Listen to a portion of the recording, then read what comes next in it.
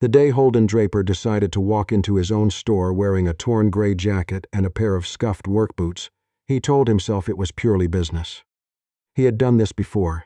Not often, but enough times to know the value of seeing things without the filter of a pressed suit and a name badge that made grown adults nervous.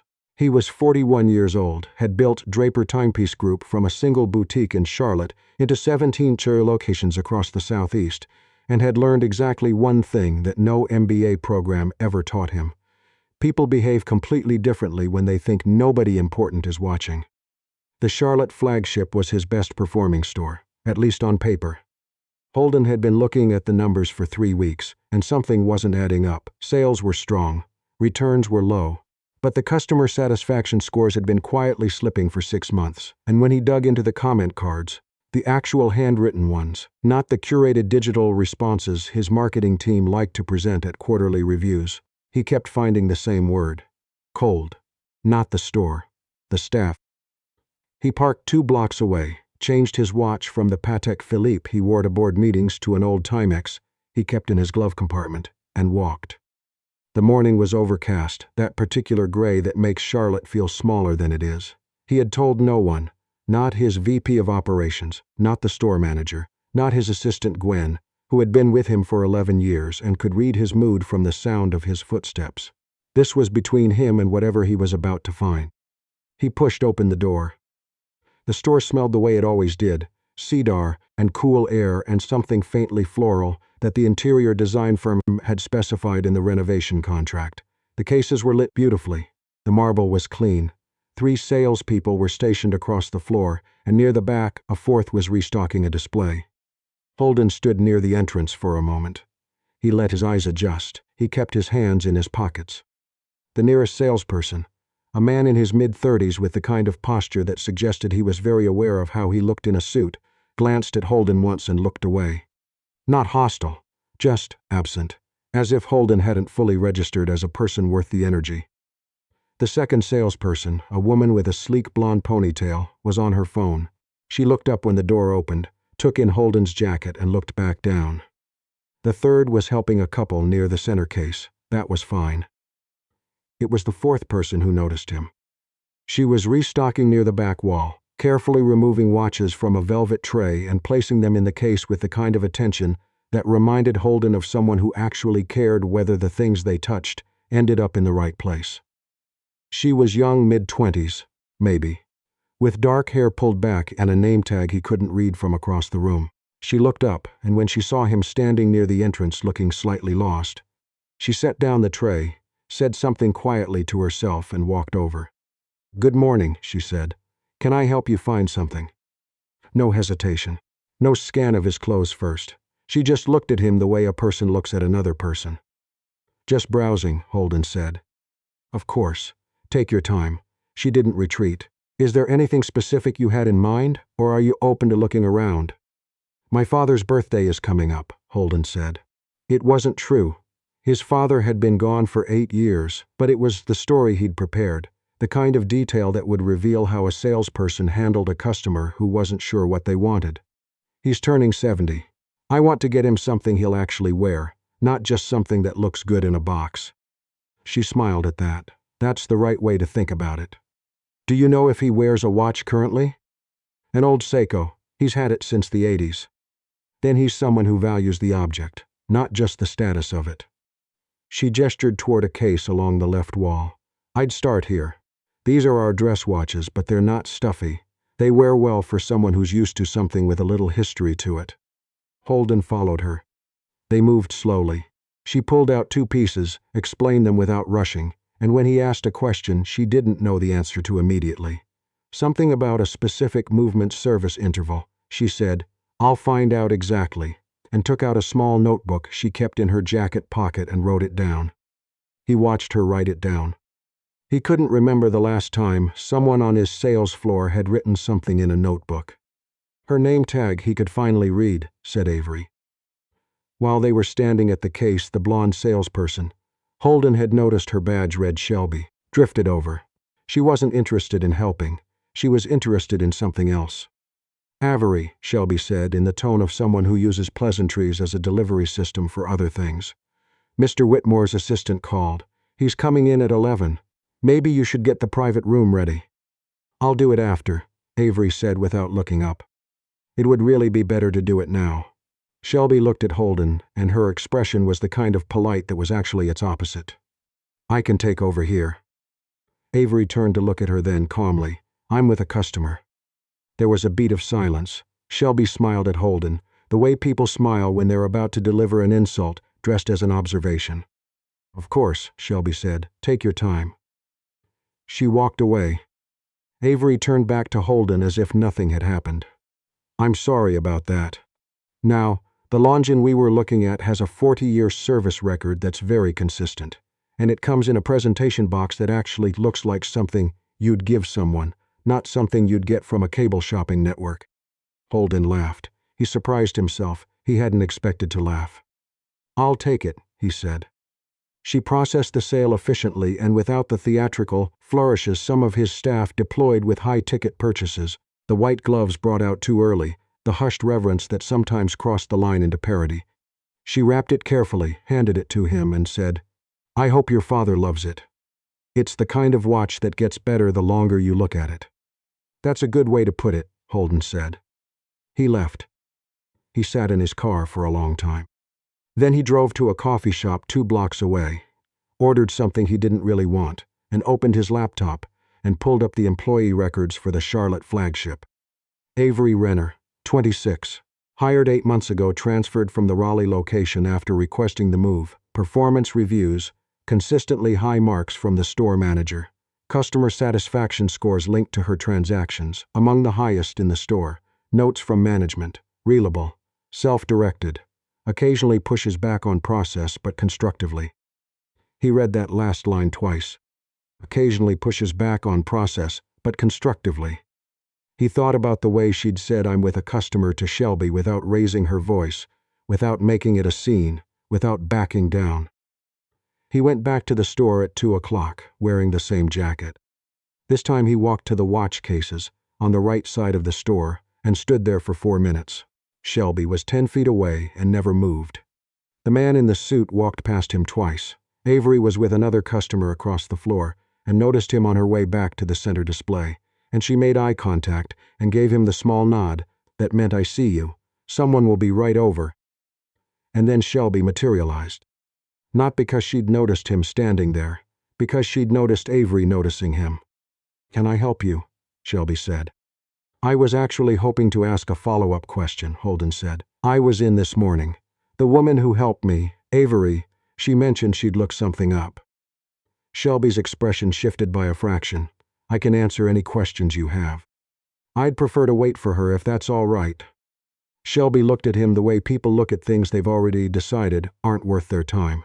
She's with a client right now. That could take a while. She paused. Was it a significant purchase? I can pull up the transaction.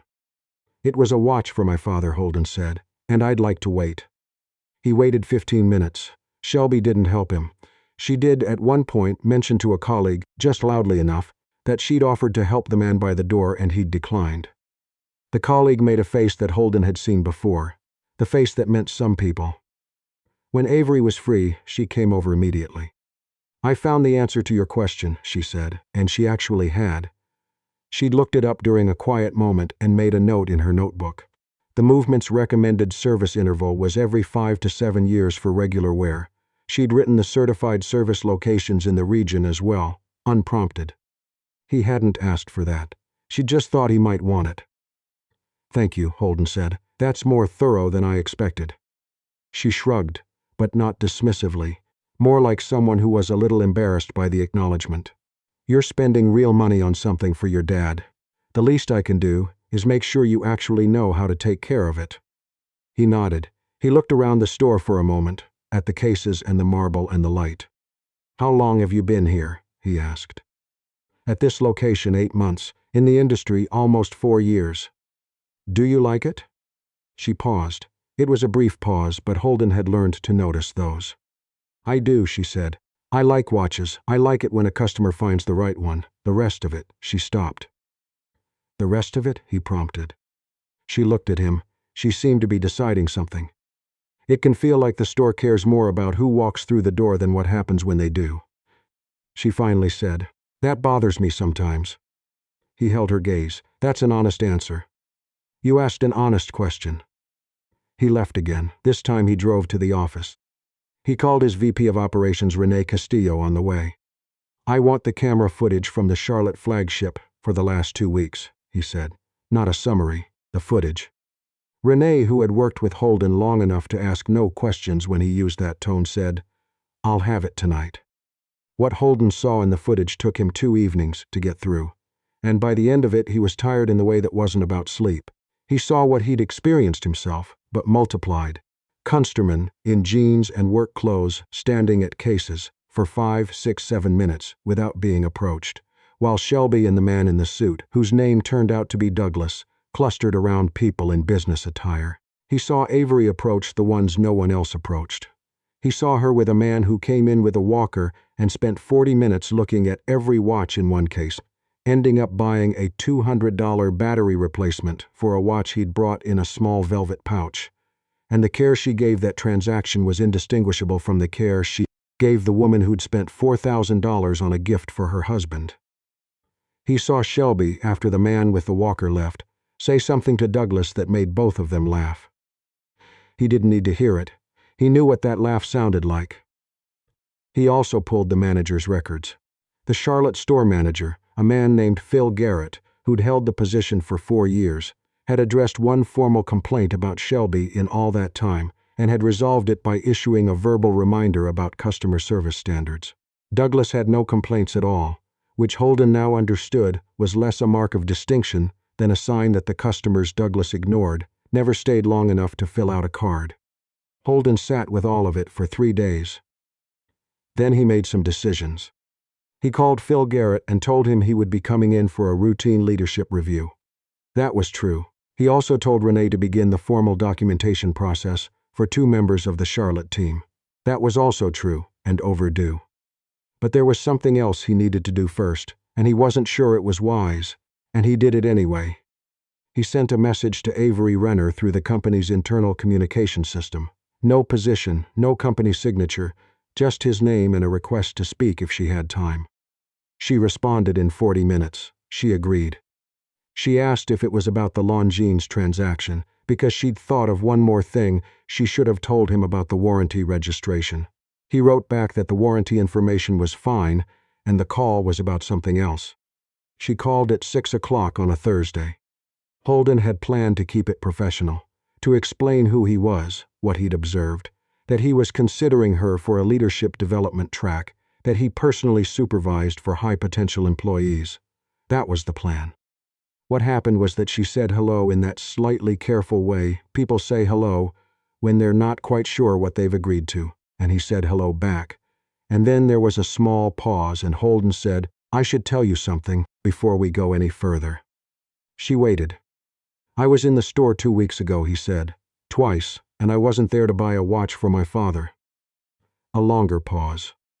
"I own the store," he said. "I own all 17 of them. I was there to see how the team operated when they didn't know anyone was watching." The silence stretched. "The Longines was a real sale," he added, because that suddenly felt important to clarify.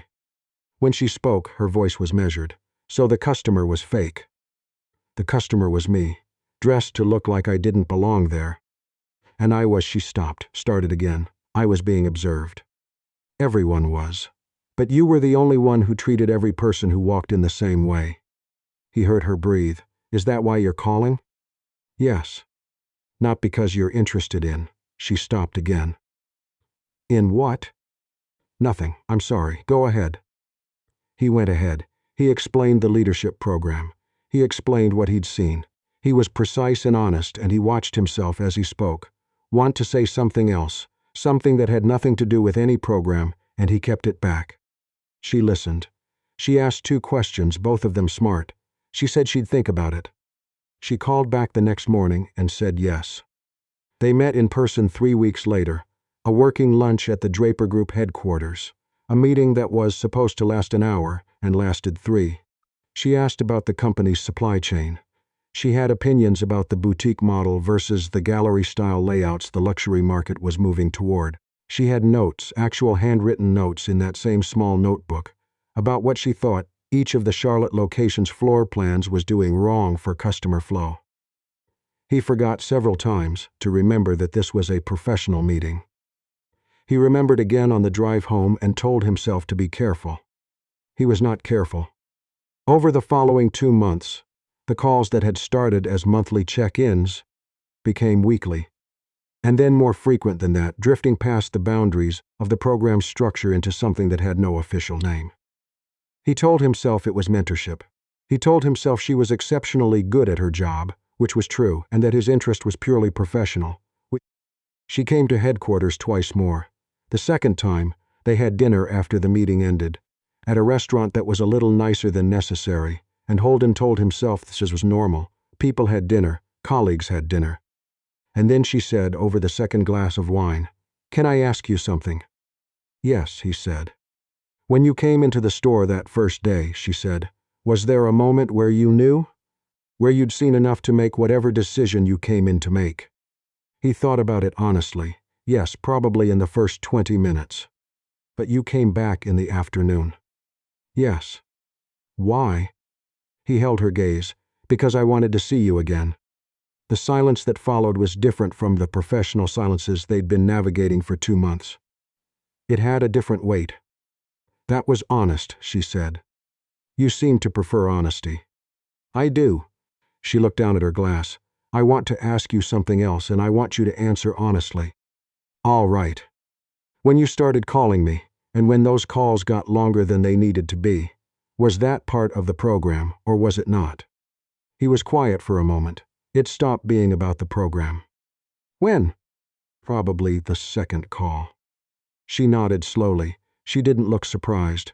She looked like someone processing information they'd already suspected. "I need a few days," she said. "Take them." She did. 4 days later she called, and he answered on the first ring, which told her more than he'd intended. "I'm not angry," she said. "I want to be clear about that.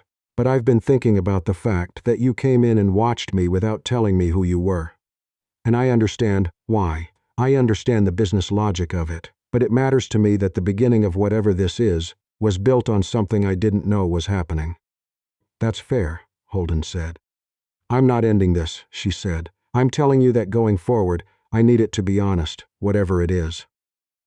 "I can do that." "Can you?" She wasn't being unkind. She was genuinely asking. "I'm trying to," he said. "I'm telling you when I stop trying."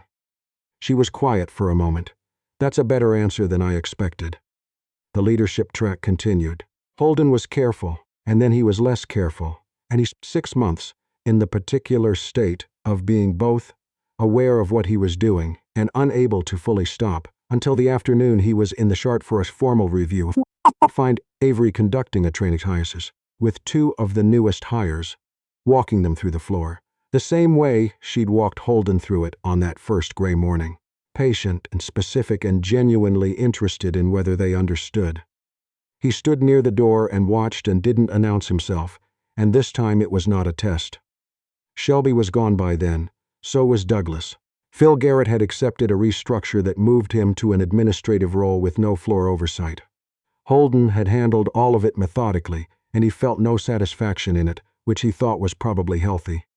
He waited until Avery finished the training session. She saw him near the door and came over. "You didn't have to wait," she said. "I know," he said. "I wanted to watch." She tilted her head, and there was something in her expression that he'd been cataloging for months without knowing what to do with it. A kind of recognition that went both ways. "The new hires are good," she said. "The woman from Raleigh especially. She does the same thing I do when a customer comes in unsure. She goes toward them instead of waiting to be asked." "I noticed that," Holden said. "You teach that?" "I try to." She glanced at the floor. "Some of it you can't teach. You either see the person in front of you or you don't." He thought about a torn gray jacket and a pair of scuffed work boots, and a woman who had looked up from a velvet tray and decided he was worth walking across the room for. "I know," he said. "I've seen both kinds." She looked at him, and the look held a moment longer than it had to, and Holden Draper. who had built 17 stores and sat in boardrooms and made decisions worth millions of dollars without flinching, found himself not entirely sure what to say next. "Are you free for dinner?" he asked. She considered him for a moment in the way she had, that brief, genuine pause that meant she was actually thinking about it. "I am," she said.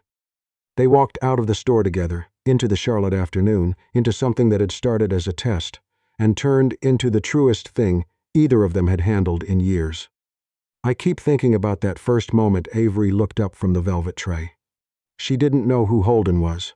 She didn't know he owned the building she was standing in, or that the watches in the cases beside her had his name attached to every invoice. All she knew was that a man in a torn gray jacket had walked through the door and was standing there looking a little unsure, and that was enough for her to set down what she was doing and walk across the room. That's the part that stays with me. Not the ending, not the dinner or the calls that ran long, or the way two people found something real inside what started as a business decision. What stays with me is that single, unremarkable moment of a person deciding that another person was worth the walk. We talk about character like it's something you build in big dramatic moments, when the stakes are high and everyone's watching and the right choice is obvious in hindsight. But I don't think that's where character actually lives.